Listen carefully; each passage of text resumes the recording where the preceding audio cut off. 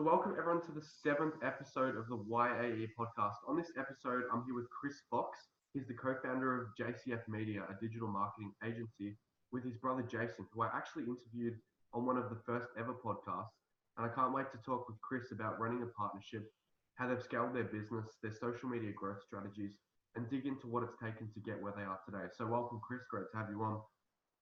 Yeah, it's great to be here, Reese. I'm really excited to share with the YAE community and get into this as well. Yeah. Now, I seriously just want to congratulate both yourself and Jason because you guys are probably the most authentic and valuable people in the digital marketing space at the moment. What you guys are doing for the community, not only for your clients in your agency, but just people wanting to start their own agency is incredible. So congrats to both of you. No, man, I really appreciate that. And I think the big thing is that when we first started, we didn't set out to sort of help other agencies. We wanted to just do our own thing and get more clients. But we found that there's so many people who we can actually serve and really make a significant impact. Like we're getting a lot of messages now. It's like I used some information you gave me and I landed a client. We even had someone who actually landed a 20K a month deal, which we've never done. Yeah. And like it's cool to see that some of them are actually surpassing us just by using the strategies we use to get us to where we are now, which is really awesome. So where did that philosophy of just over delivering for every single person come from? Was that from past businesses or just something you've ever done or you've always done? Well, for us, it's just we felt like we talked to Daniel a bit about this as well. And we're saying that we felt like with our clients, we worked with a lot of great businesses who are only serving a certain business at the time when we're talking to them and serving them. And in some cases, we're dealing with massive businesses and all we're doing was helping them get richer.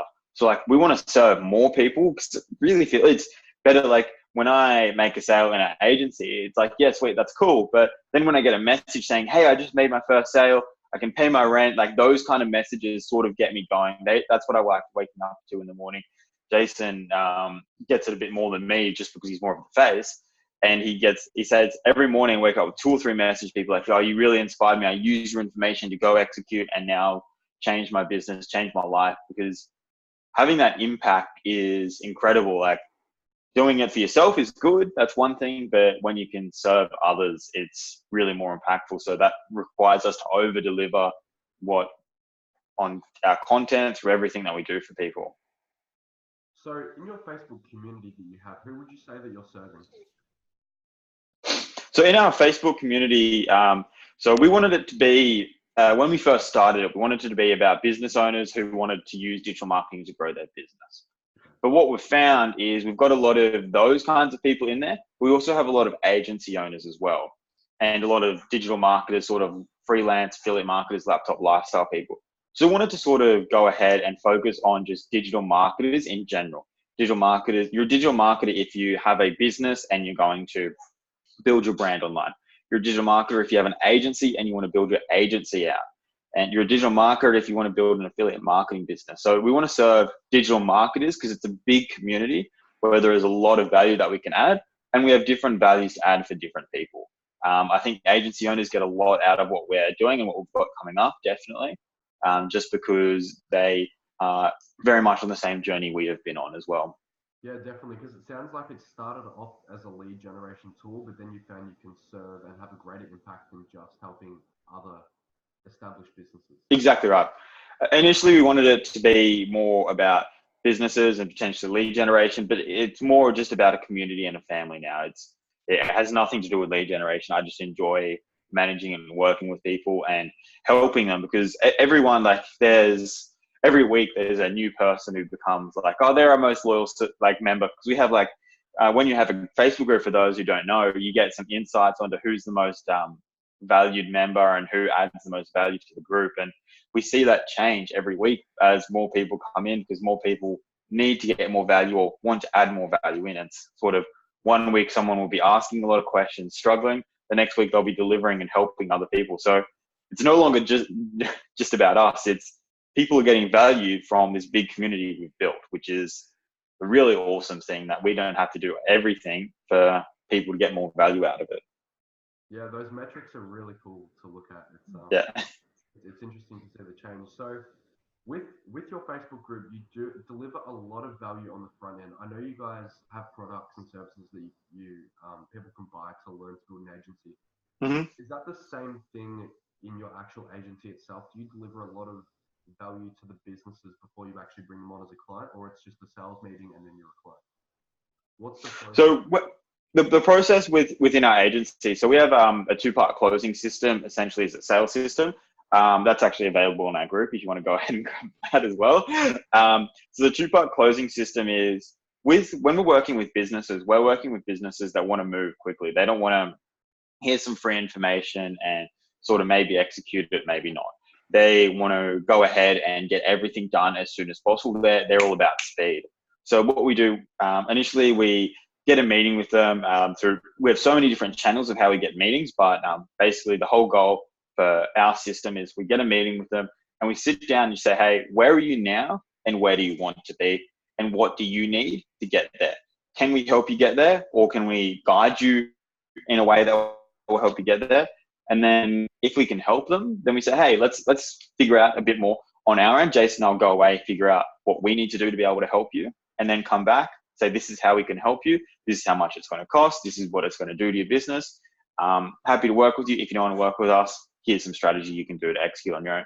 And most of the time people do work with us, but when they don't, we give them enough information so that they know what they need, the basics, to go out and do it themselves.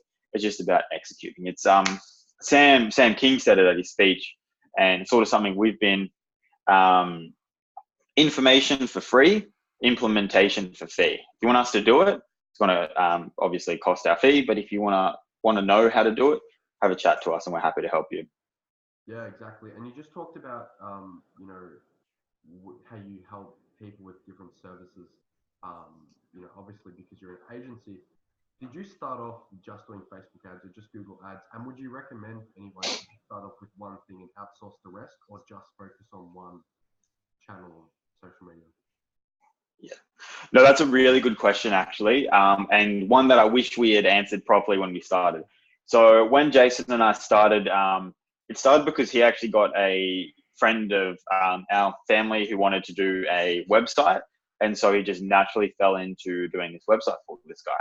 And then he started doing websites to everyone, and then someone goes, oh, I want to do SEO, and then he learns a little bit about SEO, and someone wanted him to do Facebook, because Jason had a broad knowledge of social media. Most specifically around Facebook, because he's past in real estate. And so we started doing everything. And then I came into the business, and then I brought in a team who did SEO and AdWords. And then we did absolutely everything. And that was a big mistake, because we'd meet one client, talk about websites, and we'd talk about Facebook, and we'd just have like pieces of knowledge. We were like a jack of all trades, but a master of none. And so then we eventually made the decision to focus on what we enjoy doing the most and where we could add the most value. And I wasn't a good website designer. I wasn't good at SEO and AdWords. We still use another agency to do that for us, who we partnered with. And so we just focused on Facebook ads because we knew we could become the best at that, and we already had a great strategy in place. So we focused on something, and then sort of built out. Now we're doing funnels as well, but we mainly focused on traffic when we were starting, but as we're growing, we're adding pieces to it. Interesting. So there's been a lot of discussion in YA in the past few days on partnership and on doing a business with another person. From what you just talked about, how important is a partnership, and should people go out and seek a partner? For sure. I mean, if you're in an agency, what you want to do is you want to add strategic partners who are going to add to your business and add to how you serve your client. But at the end of the day, you want to bring that all in eventually. But to start with, you want to get other people doing that for you. Okay. So how we did it, we work with another company who are incredible at Google AdWords and SEO. We may bring that in-house one day, but they do what they do. And we say, hey guys, here's a client, take care of them. They're our client, and they'll go do that and know what we're working with. We have a really good integration with them. But long term, to be a $1 billion company, you need that full vertical integration, which is like Facebook, Google, Amazon. They all have complete control over their customer. So long term, you want it, but right now, just use that as a way to serve your customer better.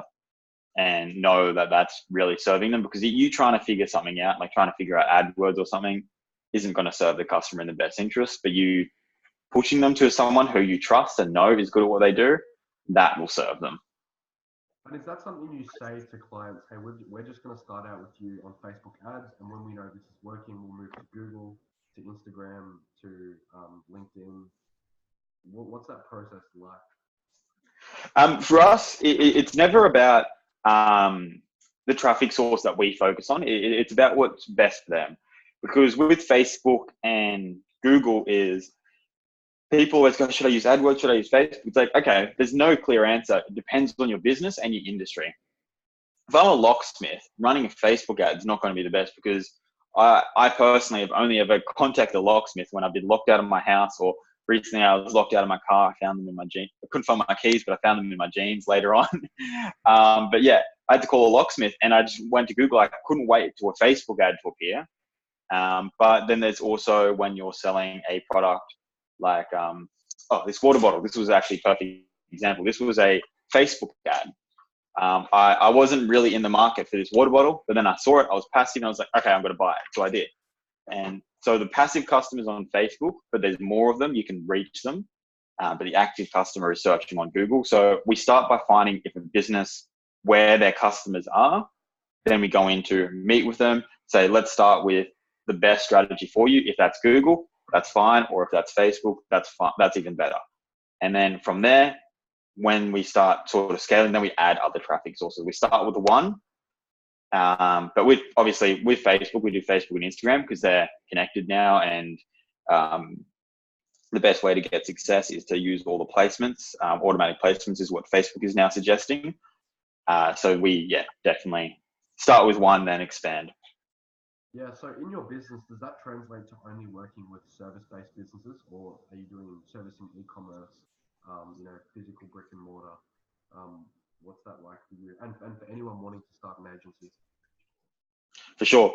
So we do service-based. That's our bread and butter, just because we're in service-based, both in real estate. Okay. Then we moved into e-commerce. We got a few opportunities to work with a few different cool e-commerce brands, and we had quite a bit of success working with them as well. And then now we've moved also doing local businesses.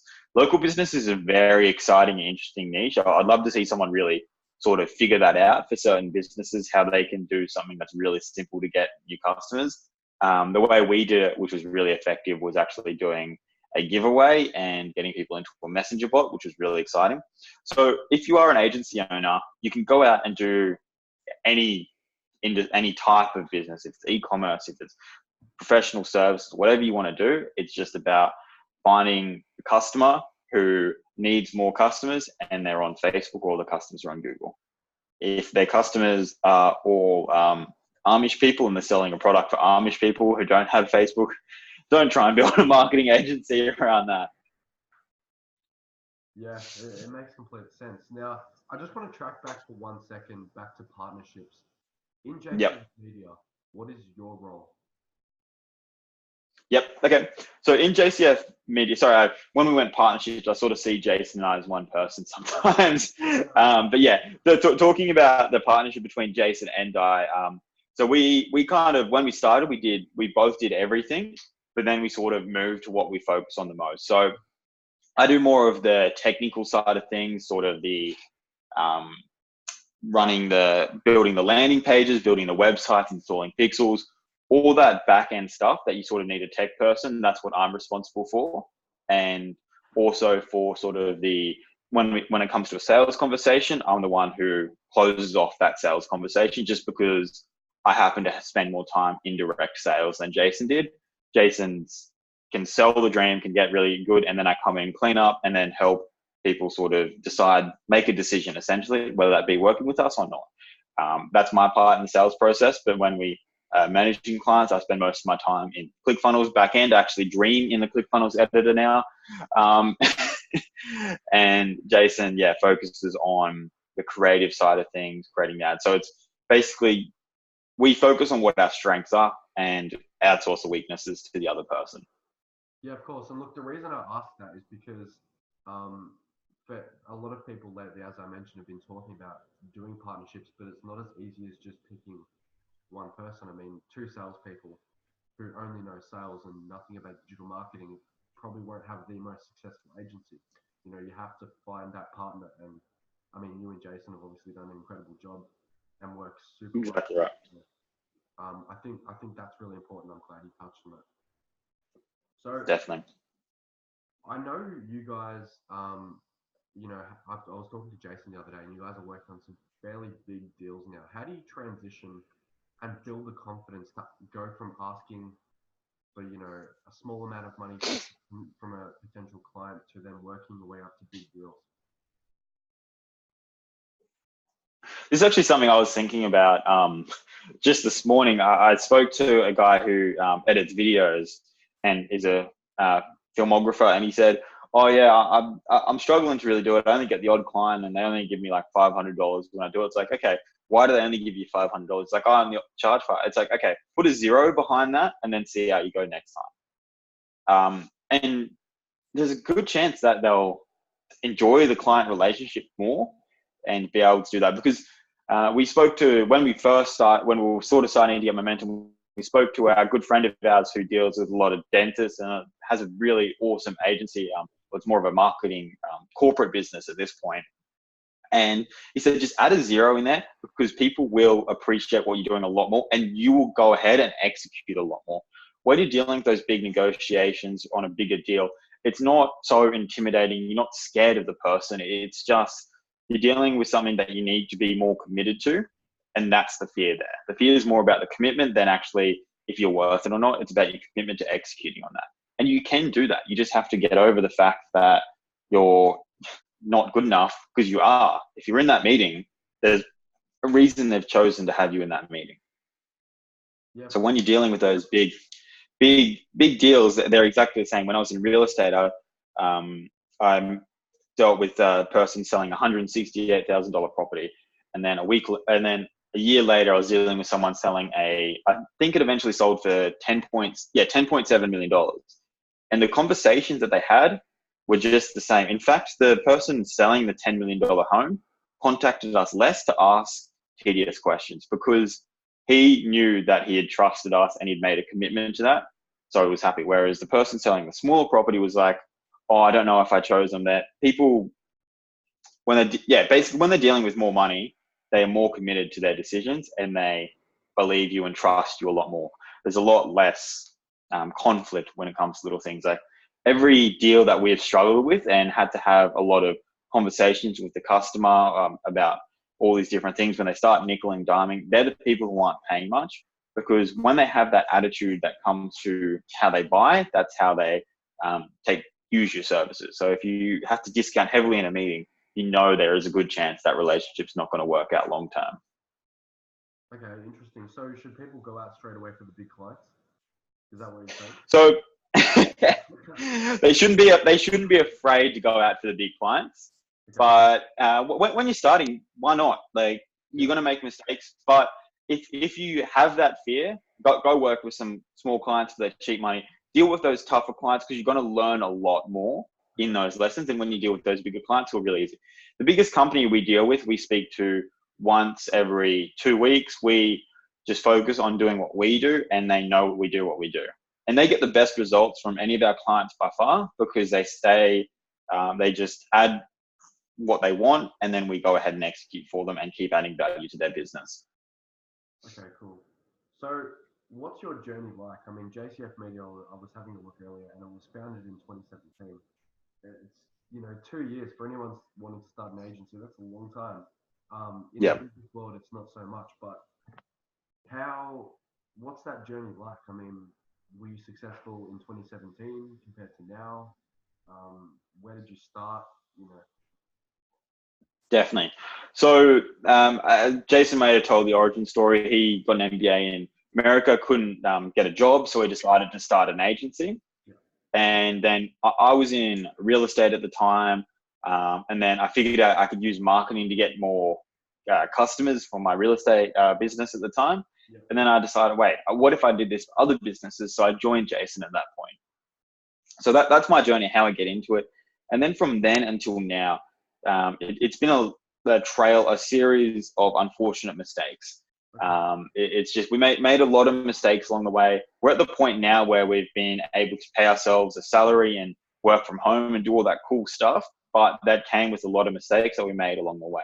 If we were to have our time over, and I go back in without any of the knowledge I know about marketing, my first thing would be to pick the best marketer I could find and then follow their advice to a T, or follow someone who is just ahead in the journey with them, because that's something that we really struggle with. We spent 2 years trying to be like Russell Brunson or be like Gary Vee, but he was so much further along the journey than us that it just didn't work. I remember I actually spoke to a high level influencer on the Gold Coast here, and I asked her for some advice because she had over 1 million followers. I think she has nearly 10 million followers now. And I said, hey, I'm trying to grow my Instagram. This is back when I had like 500 followers. And I said, oh, how can I get more followers on Instagram or get more likes? And she said, just get more followers and likes, Chris. That's all I do every day. Like that was, couldn't tell me like all the little strategy, because she was so much further along the journey. She forgot what got her from 500 to 1,000. Yeah. And what people do is they go and follow this influencer who has their big, where they really want to go, and they don't listen to the people who have just come through that same journey, because they could speed up. Because I'm sure listening to Gary, I could get to his position faster than he did, but first I need to get from not having an agency to having a 10 grand a month agency. So I want to listen to people who do that. Yeah, and I think it's a recurring topic in a lot of these YA podcasts. It's pick the source of your data. You know, what the people that you're listening to, what are they actually doing? What have they actually done? And you know, because not only, you know, as you said, you listening to people who are way ahead of where you are, it's also about listening to the right data. I mean, people are listening to 20 profiles online, you know, the Grant Cardones, the Gary Vees, all those sorts of people, but they often have conflicting opinions as well. Mm-hmm. And I think it's important, and why I think you guys are doing such a great job, is just to tune in to one person. Now, for anyone wanting to get into the digital marketing space, I would suggest joining your Facebook group, because you guys are doing excellent, obviously, but you're also people are able to relate with you because you've been on that journey. But it's not a $200 million agency yet. But people Exactly right. So yeah, definitely. And see, the thing is, they can learn from my mistakes now. Like when Tony Robbins talks about it, stand on the shoulder of giants, and you can surpass the people. Like we had that guy that I mentioned. He's done a $25,000 a month deal. We've never done a $20,000 a month deal. We've got deals quite close to it, and we've potentially got something that'll blow that out of the water soon. But we just haven't done that yet. So he's done better than us. That's absolutely brilliant. Your goal as a teacher should not be to have someone do almost as good as you. It should be have someone exceed your results. That's the ultimate goal. And people sometimes they think, oh, if I listen to Gary Vee, I can get towards Gary Vee. It's not like that. You can surpass the people you really focus on listening to. So you want to have your different mentors or people to listen to along the journey. I don't love the word mentor because it's not used correctly sometimes. Yeah, definitely. Now, I really want to dig, for this last part of the podcast, dig into the actual skills of building an agency. Jason said in one of his videos that you guys rarely cold called, if any at all, at the start to get clients. For anyone who hasn't watched that video, which gave 5 steps of how to get your first 5 clients, what was your process? And do you cold call now, or do you still get clients through other methods? So we still don't cold call.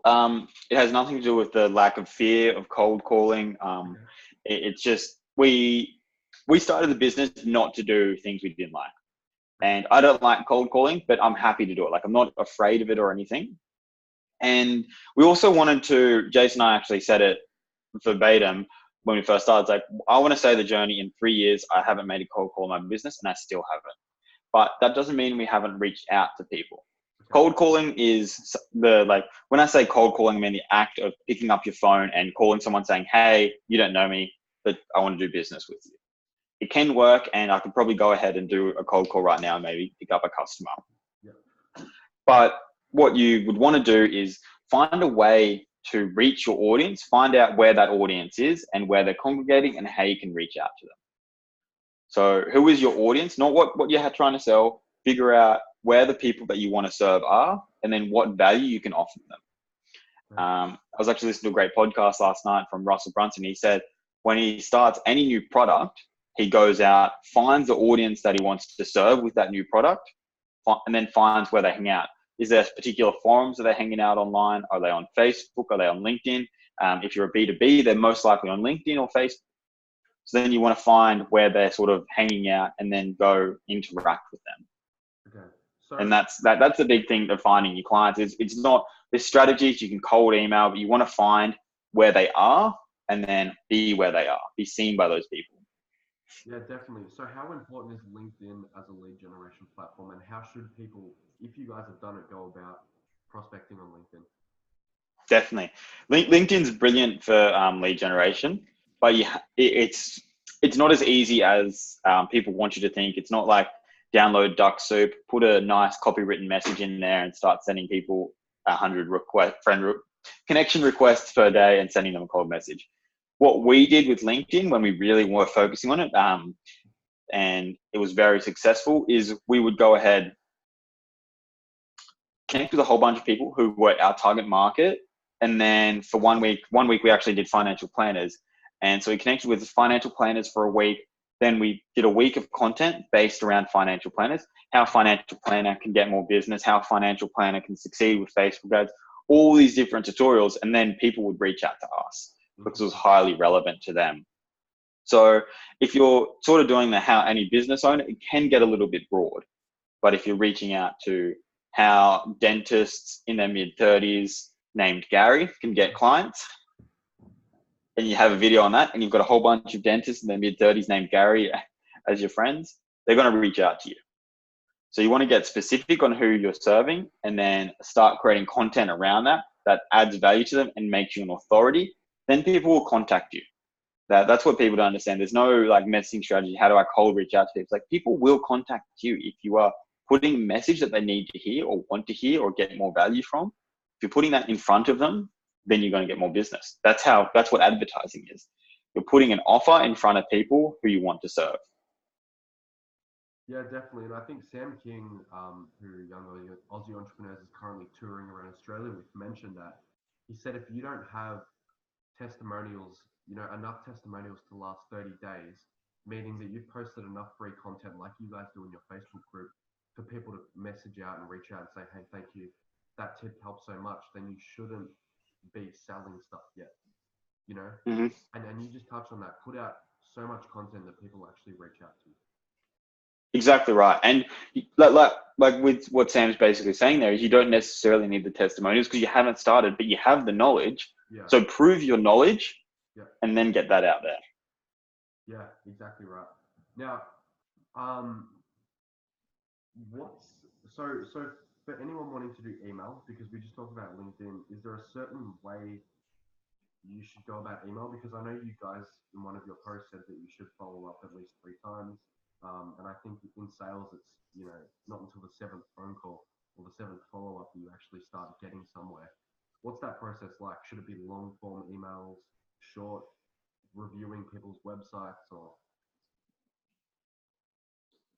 Definitely. And emails do still work. They are quite effective and we found them, but you've got to make sure you're sourcing them from the correct place.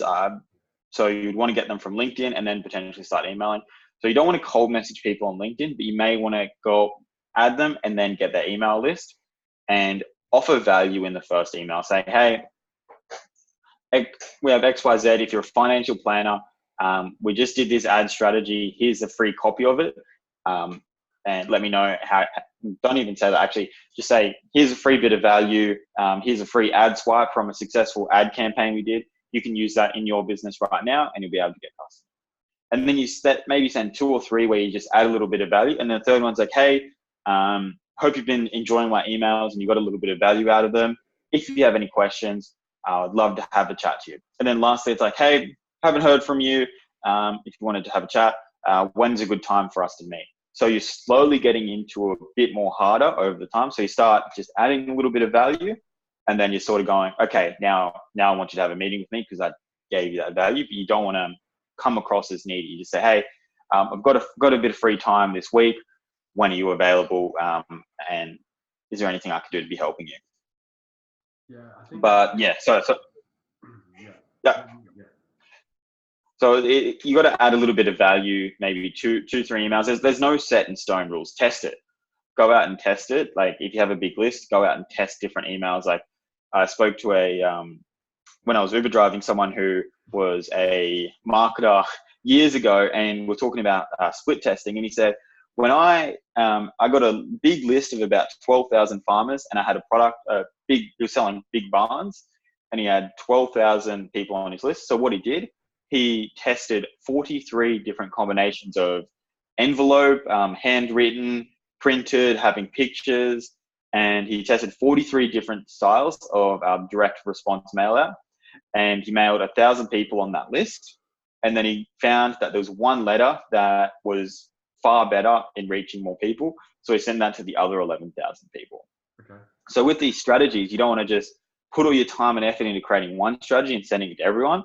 What we did is, because we had a list of, I think it was about 15,000 when we started, would send it to 500 every week and would start a different campaign. Would start by saying, hey, directly, hey, want to have a meeting with us? We can help you do business. That never worked, but we thought we would test it. So you write a list of emails, test them to a small portion of the audience, then start. Once you have something that knows you can get 500 emails and you get one meeting, then you can send that out to a big list.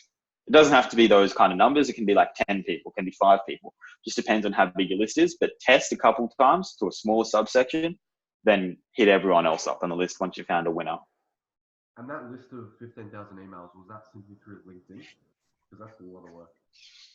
Yeah, it was LinkedIn. We had a scrape done as well, and business owners contact. There was so many different forms of data that we had. We had Jason's LinkedIn, my LinkedIn, and yeah, it wasn't quite 15,000. I think it was more around the 5,000 actually.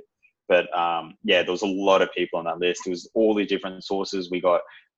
We wanted to target the car industry, then we wanted to target the home improvement industry. So we had a lot of different lists that we used.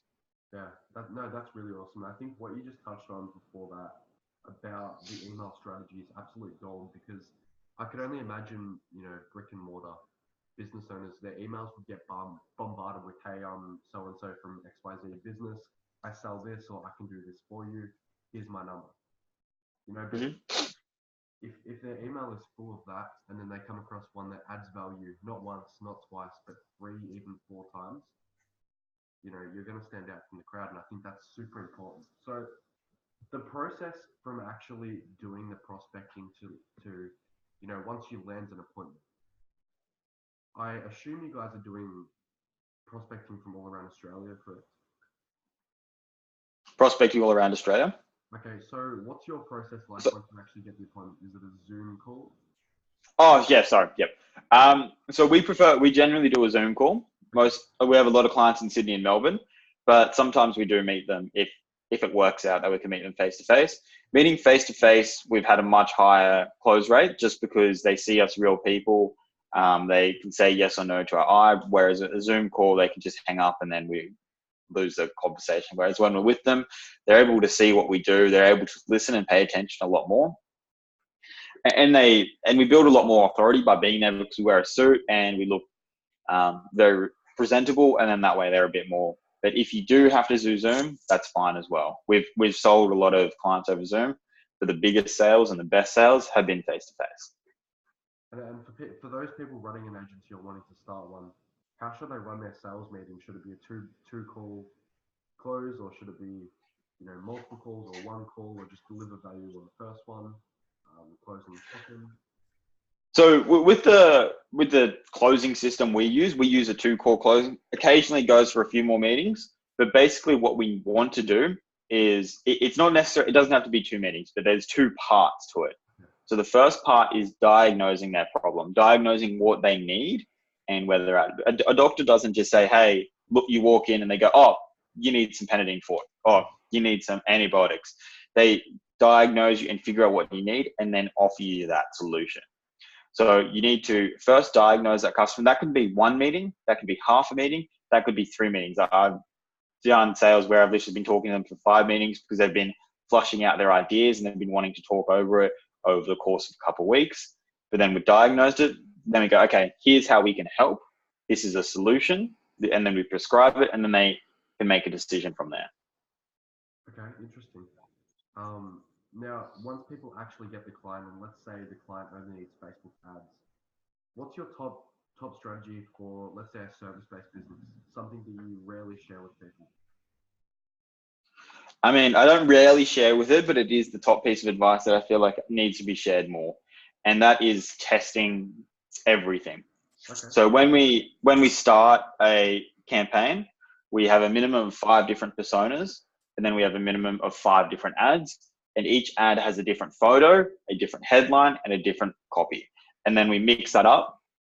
And sometimes, if budget permitting, we'd have about 100 ads to start with, and to test that and initially we'd test to a lead form just to try and collect leads. Okay. And you'd say, we use a headline generator, funnel scripts headline generator to create a good headline.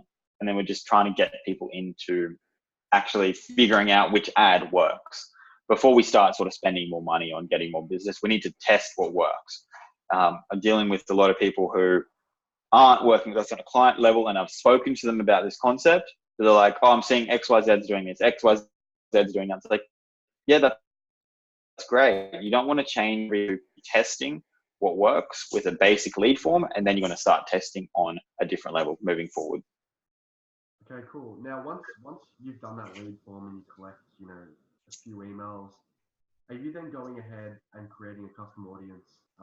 Because I know you guys now have a Facebook ad rep that works alongside you. Do you see much success with custom audiences and then lookalikes and those sorts of things? Definitely, custom audiences and lookalikes are the goal of Facebook marketing. Once you get to that point and you're having a lookalike audience of people who've already purchased your product, it becomes insanely powerful. That's the ultimate goal, but that does take some time. Okay. What people tend to jump the gun on too early is that custom audience needs to have a minimum of 10,000 people according to Facebook.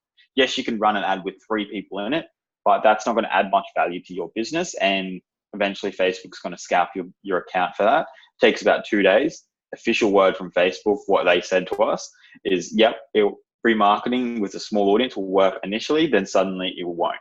Okay. So you want to have at least 10,000 people.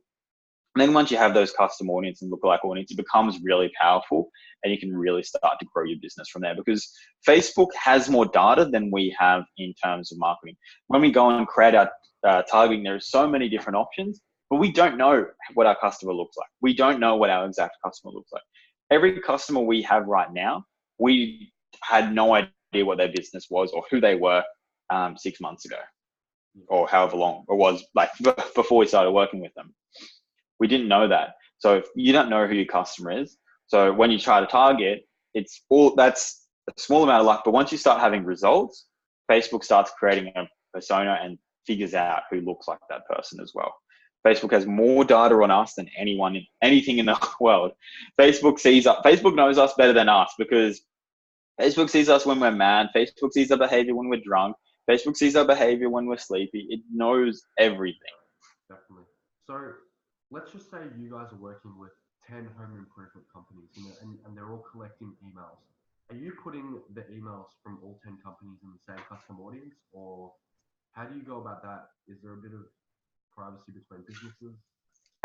With custom audience, so when we're collecting emails, we only do that to start because we want to get them onto the website. Okay. When we move to having audience on the website, we use the Facebook pixel to create the custom audience. Because creating custom audience from an email database, we haven't had much success with, because getting 10,000 plus emails is very hard. That way you can only sort of create the audience based on your leads. Whereas when you create an audience based on your pixel, you can create an audience based on who's interested. Yeah, exactly. Now, I assume you guys are managing quite a number of different ad accounts. Surely you couldn't be looking over every single one of them every single day. Do you have a team? Does that work? Jason doesn't sleep. Okay. Interesting. But yeah, no, we both look over them every day. The big thing with Facebook ad accounts, and a lot of marketers do this incorrectly, is they spend too much time looking at it. Yeah. And Jason's been guilty of this, and I've called him out quite a few times where he's turned off an ad set because he got too impatient with it. And it's a problem he's not doing anymore, but it is a problem with that some marketers have, is they get too impatient, wanting everything to move just like that. Facebook just doesn't work that way. So do you have, to save you time, I assume you have metrics that you use for each different, like cost per lead, and once it gets above that, turn the ad set off.